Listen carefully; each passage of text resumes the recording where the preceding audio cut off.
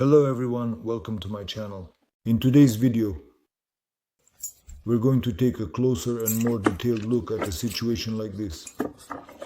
Let's carefully set up the lock right away so that everything is more clearly and easily visible. Let's recreate the situation. You come home after a long tiring day at work. You open the door, go into the house, and from the other side you unlock the door. You come in, insert the key. Attempt to carefully open the lock, and it doesn't work. Why? Because the key is a bit tilted, and when you insert it, the key can't come out.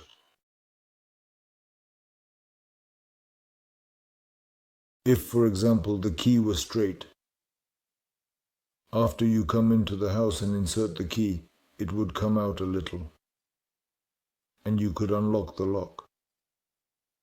But when the key is tilted a bit, it can't come out. And you can unlock the lock. When the key is turned a bit, it can't come out. So you can't open that lock. So what should you do in this case? The situation can be different. So a person might fall asleep, maybe nothing happened to them, and they can't unlock the lock for you. So for this, we need to do the following. The first thing we need to do is unlock the cylinder itself. To do this, we need to pick it. We carefully insert the pick into the lock, take a tension wrench, and slowly, with great care and focus, say some incantations with utmost caution.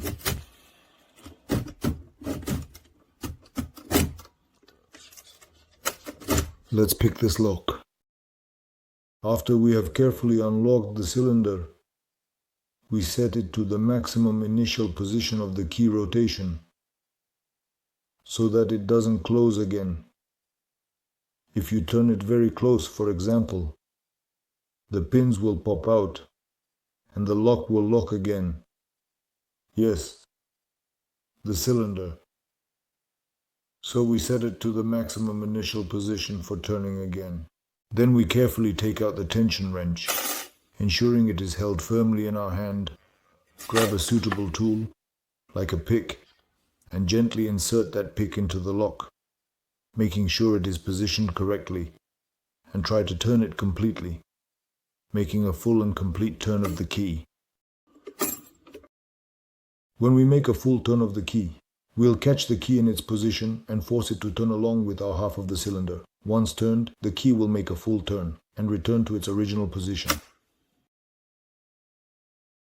Turn along with our half of the cylinder that we've unlocked, as we carefully and with precision, slowly and steadily. After we turned it and made a full turn of the key also made a full turn and returned to its original position. After it returns to its original position, you insert the key, and this key comes out to the necessary distance, and then we can open that lock. I also want to briefly touch on one important and significant topic. In one of the comments under some video, I had a discussion where some people said that if the key is left in the lock, specifically in an English type lock or a pin tumbler lock, you could use a bypass tool to insert it and open that lock, because the cam would already be unlocked by itself, right?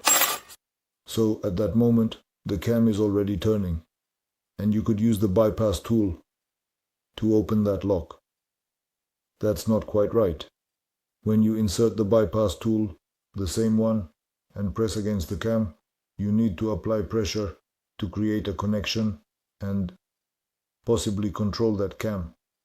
When you apply pressure, the key will naturally pop out after that, and it won't be able to turn anymore. So, for example, if you apply pressure, the key pops out, and naturally, the cam can't turn anymore.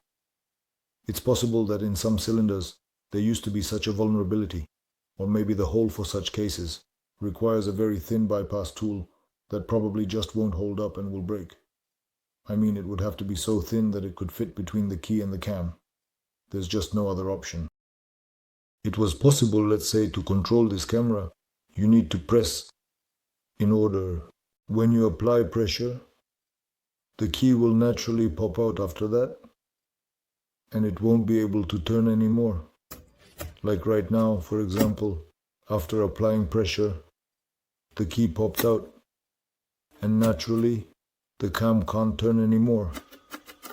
It's possible that in some cylinders, there used to be such a vulnerability, or maybe the hole for such cases requires a very thin bypass tool that probably just won't hold up and will break.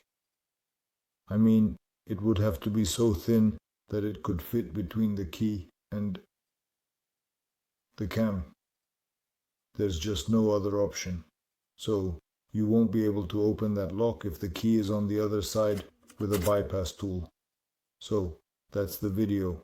So you won't be able to open that lock with a bypass tool if the key is on the other side. So that's the video.